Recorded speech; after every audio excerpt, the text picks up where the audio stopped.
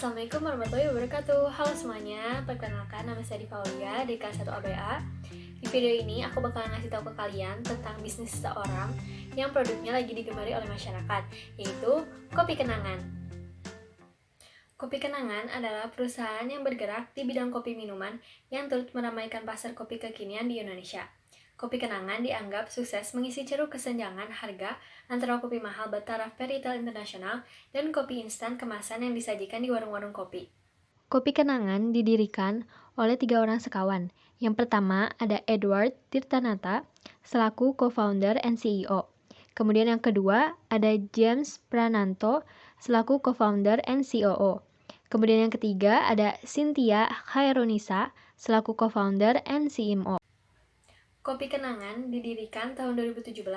Kedai pertama Kopi Kenangan dibuka di Rumah Mantan di Menara Standard Chartered, Jakarta Selatan. Kedai itu hanya berukuran 5x2 meter persegi. Sekarang aku bakalan jelasin awal mula adanya Kopi Kenangan. Jadi pada saat itu Edward selaku co-founder dan CEO Kopi Kenangan mengatakan bahwa dirinya seringkali minum kopi, yang antaranya kopi saset ataupun kopi yang harganya 40 ribuan. Nah dia bilang kalau minum kopi tiap hari, kapan ia mulai bisa menabung gitu, karena uangnya terus digunakan untuk membeli kopi yang harganya lumayan mahal tersebut. Nah pada waktu itu juga ia melihat ada kopi susu berjamuran, atau bisa dibilang mulai banyak yang menjual, tapi berjamurannya itu aneh. Mereka semua tuh ngumpul antara di Cipete, di Pasar Santa, ataupun di Panglima Polim. Padahal kalau kita lihat produknya itu sendiri, bentuk cupnya itu seperti packaging bubble tea, yang mana dari packaging itu sendiri terlihat cocoknya di mall ataupun di kantor-kantor. Karena Edward juga merasa dirinya yang sebagai pegawai kantoran merasa sulit untuk minum kopi karena cuman ada kopi yang harganya 40 ribuan atau yang sasetan. Nah, dari situ ia merasa itu solve of problem banget, personal problemnya dia gitu. Dan dia juga merasa itu juga problem untuk banyak orang atau untuk semua orang gitu. Saat itu belum ada freshly brewed coffee berkualitas yang harganya sekitar 20 ribu. Mereka mulai menyadari bahwa ada market untuk produk semacam itu. Contohnya saja seperti tren bubble tea yang berada di area komersial, dijual dengan range harga tersebut dan laku keras. Nah, Indonesia adalah salah satu negara konsumen kopi terbesar di dunia. Jadi mereka berpikir mengapa kita tidak membuat versi kopi yang terjangkau agar bisa diminum setiap hari. Mereka melihat kopi sebagai minuman sehari-hari, bukan mingguan. Jika kita ngopi setiap hari di coffee shop luar negeri yang bisa dibilang harga secangkir kopinya itu 40 ribu. Nah, dalam sebulan kita bisa menghabiskan 1,2 juta gitu. Sementara UMR saja 3,9 juta. Jadi masa kita mau menghabiskan 30% dari pendapatan kita hanya untuk mengopi gitu. Nah, jadi ada missing gap di market yang coba untuk mereka penuhi. Kemudian dari situ mereka mendirikan gerai Kopi Kenangan di Menara Standard Chartered. Nah, waktu mereka membuka gerai di sana, mereka tuh udah dikelilingi oleh 2 brand kopi besar gitu.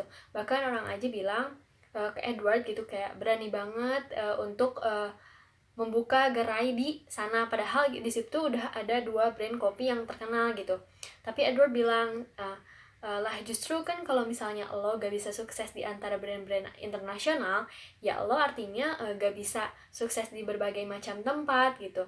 Jadi ya lo harus berani gitu, kata Edward. Nah, ide untuk berbisnis kopi Kenangan juga ini muncul dari pengalaman bisnis Edward sebelumnya, yaitu Lewis and Carroll Tea atau LNC. Nah, LNC ini merupakan varian teh dengan harga berkisar 40-60 ribu per cangkir. Nah, merek ini dianggap terlalu mahal oleh sebagian orang Indonesia.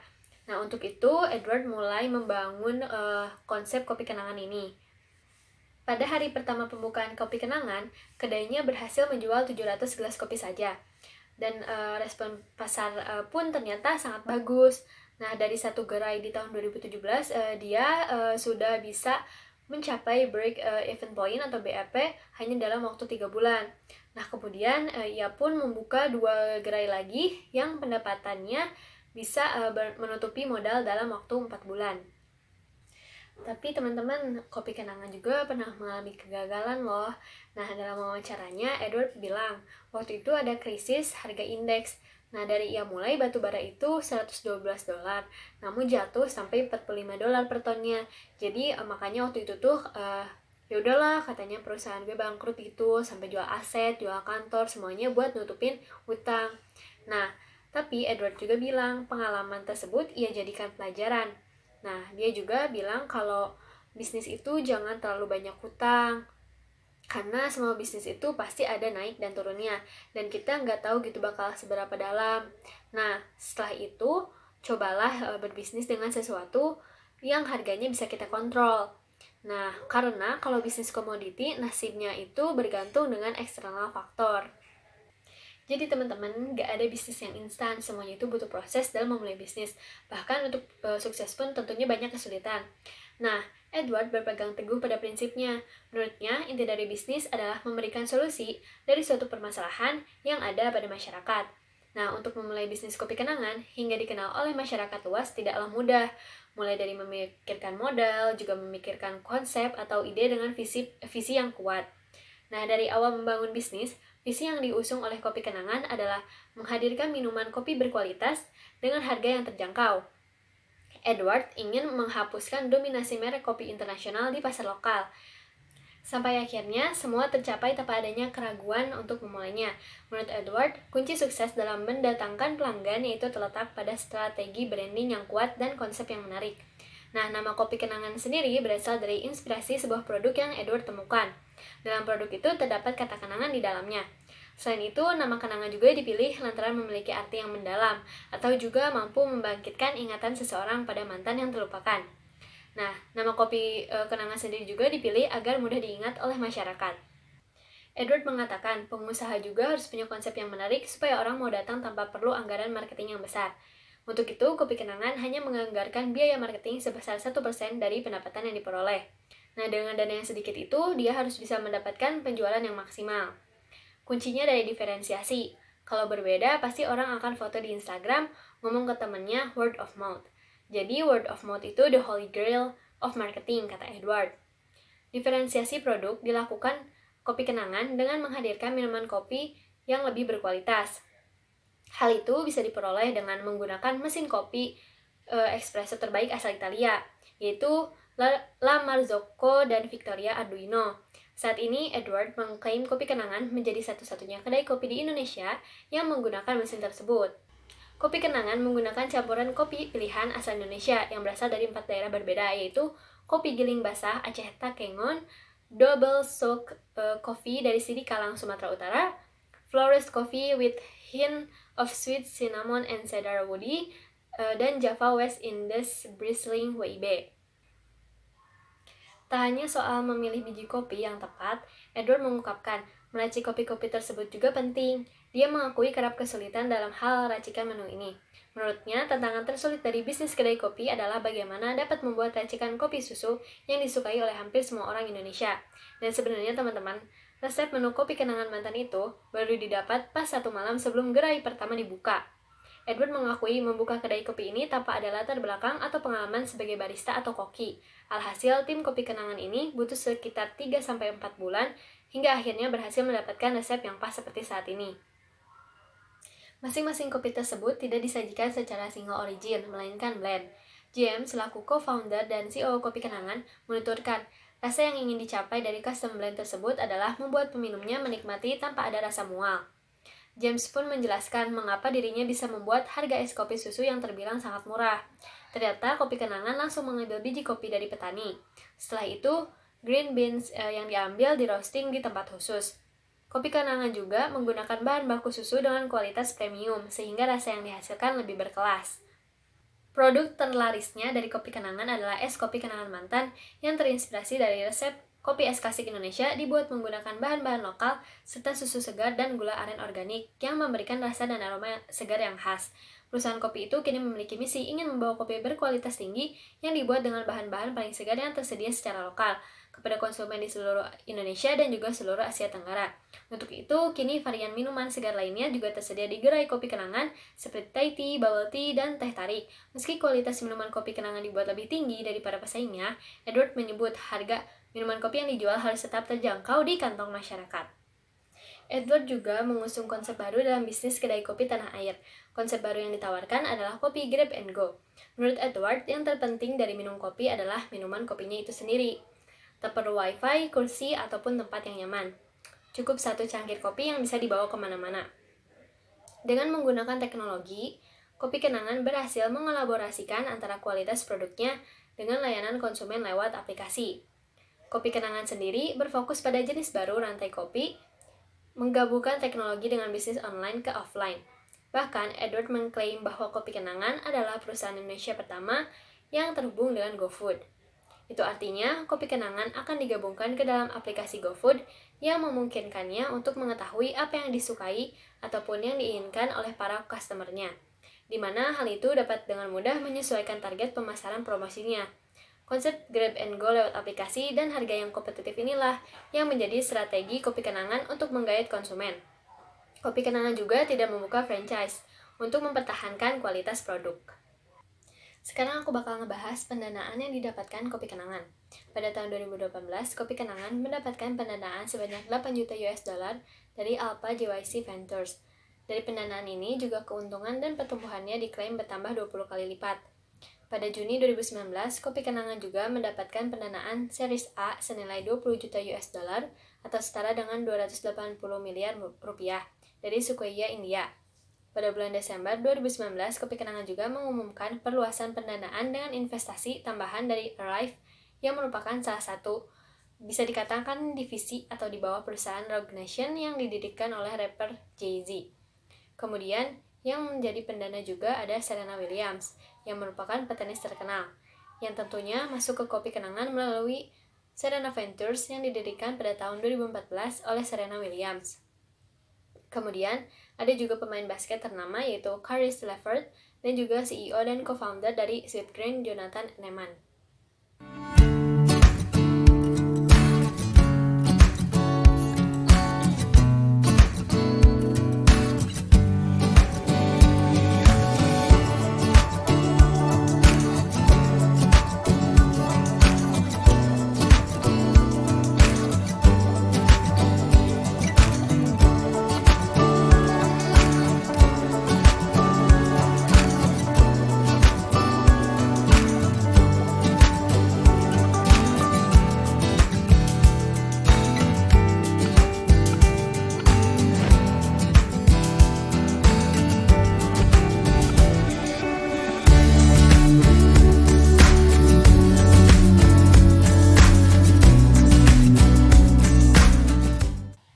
Penyuntikan dana akan digunakan oleh Kopi Kenangan untuk melakukan ekspansi besar-besaran, karena Kopi Kenangan tidak hanya ingin berhenti hanya di UMKM saja atau hanya di Indonesia saja, tetapi Kopi Kenangan ingin membuka gerai mereka yang dimana ada 1.000 gerai yang ditargetkan oleh Kopi Kenangan yang akan terbuka bukan di Indonesia, melainkan berada di kawasan Asia Tenggara. Dalam sebulan, Kopi Kenangan bisa menjual lebih dari 2 juta cup. Pada tahun 2019, terdapat 230 gerai yang berada di 18 kota. Kemudian sekarang, dalam waktu kurang dari 3 tahun, Kopi Kenangan memiliki 320 gerai, kemudian 3.000 karyawan, dan memperoleh total pendanaan senilai 137 juta dolar AS atau sekitar 1,9 triliun rupiah. Selain itu, Kopi Kenangan juga berencana membuka sedikitnya 180 gerai baru, sehingga akan memiliki 500 lokasi di Indonesia pada akhir tahun 2020. Edward juga ingin Kopi Kenangan ini menjadi perusahaan yang IPO atau Initial Public Offering pada tahun 2022. Kemudian, Kopi Kenangan juga meresmikan pusat pelatihan yang bernama Kenangan Academy. Kenangan Academy ini merupakan sebuah fasilitas pelatihan bagi para karyawan Kopi Kenangan. Peresmian Kenangan Academy ini dilakukan secara virtual pada tanggal 27 Agustus 2020. Untuk lebih tahu tentang Kenangan Academy, kita lihat video berikut yuk!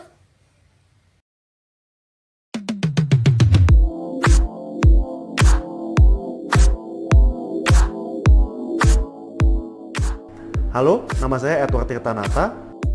Saya CEO dan co-founder dari Kopi Kenangan. Saya berharap bahwa saya bisa memperkenalkan Kopi Kenangan Academy ini sebagai sebuah medium untuk meningkatkan SDM di Indonesia. Kenapa Kopi Kenangan Academy ini dibangun? Karena kita percaya bahwa Indonesia itu bukan cuma bisa ekspor komoditas sebagai brand, tapi kita juga bisa ekspor tenaga kerja sebagai skill worker gitu. Jadi kita pengen Indonesia itu mempunyai kualitas SDM hospitality yang paling ramah servisnya, yang paling mengerti tentang produknya, dan juga bisa membuat kopi sesuai dengan standar SCA atau standar Specialty Coffee Association yang sudah ada. awal tahun 2020 kita berinisiasi untuk membangun Kenangan Academy. Kita baru mulai beroperasi secara normal itu di bulan Maret 2020. Dan di sini kita memang memiliki ada beberapa training center atau training class yang kita sediakan bagi karyawan baru ataupun karyawan yang sudah berada di Kopi Kenangan. Kami menerapkan 10% in-class training, 20% self-learning, dan 70%-nya itu on-the-job training. Dan yang paling penting karena kita bergerak di industri food and beverage, hal yang harus kita sampaikan yaitu terkait dengan pengetahuan dasar sistem keamanan pangan dan sistem jaminan halal.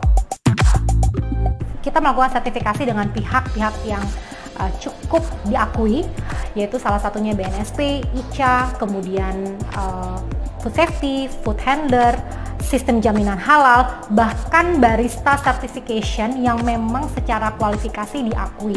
Salah satunya adalah sensory maupun technical untuk menjadi seorang tapper. Tentunya kita kepengen bahwa untuk semua teman-teman yang bekerja di Kopi Kenangan, untuk kedepannya skill ini bisa menjadi sebuah pembuktian bahwa mereka itu sudah melalui berbagai macam training yang memang bisa dibilang sudah international quality gitu. Jadi penting sekali untuk teman-teman di sini untuk kita berikan bekal, bukan untuk selama mereka bekerja di Kopi Kenangan, tapi sampai dengan masa depannya juga mereka mempunyai sertifikat ini yang kita jadikan sebagai bekal masa depan mereka. Meskipun trainer Kopi Kenangan itu adalah trainer in-house, tetapi mereka memiliki kualifikasi yang tidak beda dengan trainer-trainer profesional lainnya. Kenapa? Karena kita memang mengedepankan pengembangan kompetensi untuk semua trainer kita. Di Kopi Kenangan, kita percaya pada satu culture, yaitu one cup, one customer. Semua itu kembali pada serving the best cup of coffee, one cup, one customer at a time. Jadi penting sekali untuk teman-teman yang menjadi barista di Kopi Kenangan untuk bisa memberikan that great one cup of coffee every day, every time.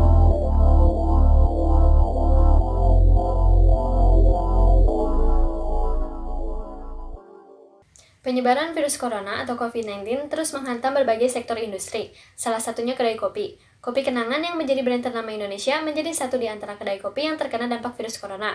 Untuk mengatasi hal ini, ada kebijakan menarik dari CEO Kopi Kenangan yaitu Edward Tirtanata. Kebijakannya yaitu dia rela dibayar Rp1 hanya demi tidak ada pemutusan hubungan kerja atau PHK untuk karyawannya di seluruh Indonesia. Pada tanggal 23 Maret 2020, manajemen Kopi Kenangan telah mengeluarkan message from CEO, One Cup, One Customer, Rp1, yang memastikan Kopi Kenangan tidak akan melakukan PHK terhadap barista dan karyawan tetap Kopi Kenangan. Hal ini dilakukan untuk mendukung stabilitas finansial mereka yang terkena dampak akibat perlambatan ekonomi yang diakibatkan oleh pandemi COVID-19. Untuk mendukung pemerintah dalam penanganan pandemi COVID-19 ini, Kopi Kenangan menyediakan total budget 15 miliar sepanjang tahun 2020. Di mana dari dana tersebut sebanyak 13 miliar rupiah digunakan untuk melindungi kesehatan dan keamanan pelanggan, barista, serta produk Kopi Kenangan melalui pembelian mesin sterilisasi, hand sanitizer, alat pengecek temperatur, dan sarung tangan, serta masker non-medis melalui kampanye Senang.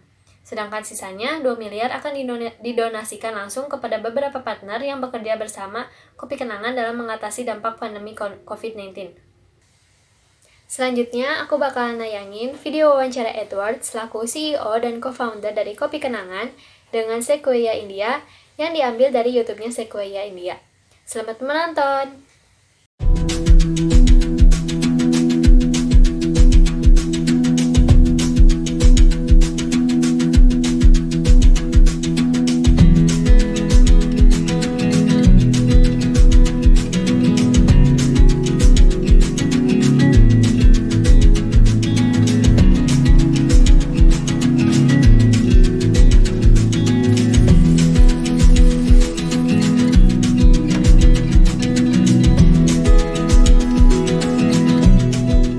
Today we have Ed from Kopi Kenangan with us. Ed, today Kopi is a well-known brand. You have 400 plus stores, millions of app downloads, and millions of customers across Indonesia. But when we first met you, things were just getting started. You had a few stores and barely an app. What has brought Kopi so far? And specifically, what has won it the sort of cult following you have among your customers? It all comes down to serving a good cup of coffee, one cup, one customer at a time. We were basically focusing on creating magic inside Kopi Kenangan, and as a result, we had a great product to market fit. Even first day of Kopi Kenangan, the success actually comes from the lack of affordability that exists in Indonesia as well. In Indonesia, the coffee is priced at 1,000 per cup, and the other alternative is usually priced around 40 to 50,000 rupiah, where we realized that that is simply not affordable. 40,000 times 30 days, that's 1.2 million, or a little bit over the minimum wage of Jakarta back then. So that is why we decided that Indonesia needs a good cup of affordable coffee. And upon thinking about our recipe, we realized that most of the legacy brands are, employing the Western style coffee, where they are selling, latte and cappuccino. And that is why we decided to go with our version of coffee. That creamy, sweet, bold coffee is exactly the embodiment of Indonesian or Southeast Asian style coffee. And due to that customer obsession and that unique product, we were able to become profitable from day one. That level of customer detail has certainly found you a lot of love from your customers. But Ed, we're going through a pandemic. Maybe share how technology has helped you navigate the COVID-19 crisis, and what role do you see it play going forward? I think back then, most F&B brands, including Kopi, are focusing mostly in the CBD area because that is the most dense area, right? After the pandemic came, there is no mobility to the CBD area, and as a result, the used to be very crowded locations that we have chosen becomes empty, right? And thankfully, because of our Grab and Go omni-channel business model, we are still able to maintain profitability because we cater to both online and offline revenue. To just give you two examples of what we are doing in order to navigate through the crisis. First one, we actually launched a 1 liter concept because what we realized, due to that lack of mobility, people are working from home. So as a result, they actually want not just a cup of coffee, but then they want a coffee that can feed the entire family. And the second example, we realized that we don't have as many stores in the residential area where most people are during the COVID-19 period. And that is why we have this heat map where we know where our customers are through their orderings. And by knowing where our customers are, we can quickly decide where to open our next stores. And that is why even during the pandemic, we're actually still expanding at the rate of 1 store per day. Ed, using data science to identify new store locations or customer feedback to launch new SKUs, it seems like this is how retail would go possibly in the post-corona world, but it still goes back to the basics, listening to your customers and building something that customers love. How do you keep up with the changing preferences of your customers? We have this day one mentality inside Kopi Kenangan. I think it's popularized by Jeff Bezos in Amazon. Nothing has changed, even though we are still 1 store or 400 stores. We still need to be, obsessed with customer to make sure that in whatever that we do, we are actually giving the best possible product for them and cater to what they need. So that day one mentality is very important. Without empathy, I don't think you can create a great customer brand. Ed, we are all big fans of day one mentality. It keeps all of us hungry, humble, and ambitious. All the best for your journey ahead.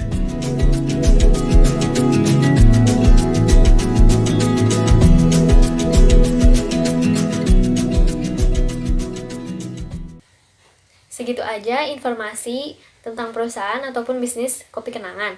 Mohon maaf apabila ada kesalahan kata ataupun kata-kata yang kurang enak didengar. Tapi sebelum itu aku bakalan nayangin video wawancara Edward dengan kumparan nih. Semoga bermanfaat untuk kalian yang ingin memulai bisnis.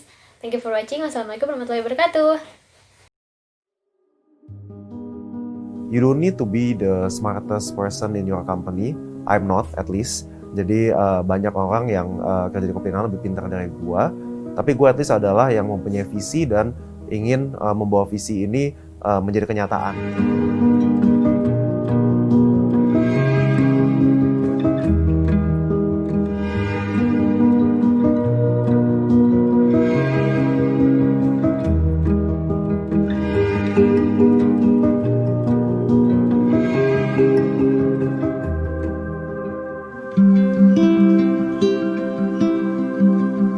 every great startup itu dimulai dari memecahkan suatu problem gitu ya. Dan waktu itu problem yang gue lihat itu adalah kenapa kopi yang enak itu nggak ada yang murah gitu. Kenapa harus selalu antara instant coffee at 1.000 rupiah atau kopi-kopi yang mungkin Starbucks dan sekelasnya yang 40 ribuan. Dari situlah gue melihat itu adalah diferensiasi yang memecahkan problem gue, dan gue yakin itu adalah problem yang dihadapi banyak pekerja-pekerja atau peminum kopi lain yang ada di Jakarta dan sekitarnya. Kalau misalnya nggak ada visi, ya mungkin gue waktu itu udah puas dengan punya 8 toko. Gue nggak perlu sampai fundraise ke Alpha JWC. Tapi karena gue merasa itu nggak cukup, karena itu belum nowhere near my vision, makanya dari situlah gue decide untuk fundraise dan membangun Kopi Kenangan sampai dengan hari ini ada 180 toko dan membuka satu toko per hari. Cara membaca trennya itu ada dua kali ya. Satu, kita bisa melihat dari riset. Jadi gue dari riset gue juga melihat bahwa 93% Indonesia itu minumnya instant coffee. Sementara kalau kita melihat di misalnya di Jepang gitu ya, di Jepang tuh kebalik malahan, dia kalau nggak salah 90% minum fresh brew coffee, hanya 10% yang minum instant coffee gitu. Jadi dari situlah gue melihat bahwa sebenarnya udah pasti orang tuh lebih suka freshly brewed coffee gitu, kopi yang dibikin di tempat dengan espresso machine daripada kopi yang pabrikan. Lalu dari situ ya kita ngeliat dari tren sehari-hari aja sih ya, yang ini kebetulan kopi susu lagi trending. Pertama itu mereka ngelihat foundernya itu siapa gitu. Apakah dia mungkin lulusan Harvard, ataukah mungkin gue nggak lulusan Harvard ya, kurang pintar untuk masuk ke sana. Cuman gue at least tuh pernah ngerjain lulusan Carroll, dan gue tahu gimana cara menjalankan F&B gitu. Lalu kedua yang visi cari tentunya adalah TAM, total addressable market gitu. Jadi kalau gue mau masuk ke industri kopi, ada berapa sih market size-nya? Ada berapa orang sih yang minum kopi di Indonesia? Jadi kalau marketnya kecil gitu ya, tentunya visi pun juga nggak tertarik gitu ya, meskipun mungkin idenya bagus banget gitu. Karena ya buat apa gue nyari bisnis yang bisa jadi unicorn, bukan nyari bisnis yang hanya bisa mungkin valuation-nya 10 juta atau 20 juta dolar gitu ya.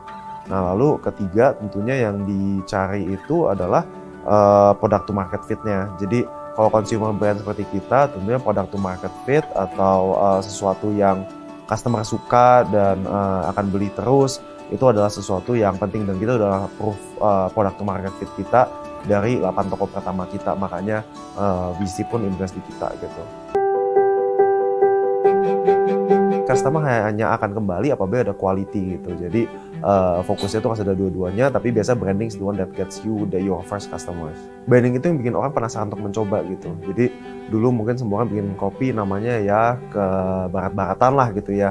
Tapi waktu itu siapa sih yang mikir mau buka kopi brandingnya itu tentang kenangan mantan gitu ya. Jadi makanya dari situ kita bisa mendapatkan traction dari awal dan mendapatkan viral organic marketing juga. Kita masih mikir-mikir marketingnya gimana ya, budgetnya ada nggak ya, pada ketawa-ketawa dulu gitu di depan, apaan nih kenangan manis yang sudah tidak ada, suka muncul tiba-tiba di pikiran gitu. Oh itu kenangan mantan gua. Gue selalu bilang ke teman-teman di Kopi Kenangan, kita itu value-nya adalah customer first, employee second, investor third. Karena kenapa? Kalau yang kedua pertama itu happy, apabila employee dan juga customer kita happy, otomatis tuh yang ketiga si investor juga pasti happy gitu, karena itulah yang dimana akan membeli Kopi Kenangan gitu hari ini dan hari-hari berikutnya gitu. Jadi makanya kita selalu memberikan emphasis untuk memberikan the best quality gitu. Jadi makanya kenapa kita sampai dengan hari ini bisa growing terus, dan bahkan same store sales growth kita sampai sekitar 70% year on year. Kenapa? Karena kita memberikan emphasis untuk quality gitu, bukan cuma cuan doang, karena cuan tuh bisa datang nanti. Yang paling penting itu adalah customer happy, otomatis cuan akan datang sendiri. Ajar aja dulu, jadi jangan takut you miss 100% of the shot you don't take. Jadi you never know pada saat gue tuh mau fundraise ke Alpha Zero WC, waktu itu teman-teman misalnya bilang ya coba aja deh, mereka sih kebanyakan skeptis gitu. Hah, lu mau fundraise 8 juta, mimpi kali ya, tapi ya terserah, coba aja dulu, tapi kan ujung-ujungnya bisa juga gitu. Gue merasa gue masih muda gitu, dan gue juga masih belum berkeluarga. Kalau bukan sekarang kapan lagi gitu. Kan kata orang YOLO kan, you only live once. Nah, YOLO itu kan bisa berarti ini saatnya lu membuat sesuatu yang besar, atau mungkin bisa party-party gitu. Tapi kalau gue dalam ini gue pengen menggunakan waktu gue, selagi gue masih muda, gue pengen membangun sesuatu yang besar lah gitu.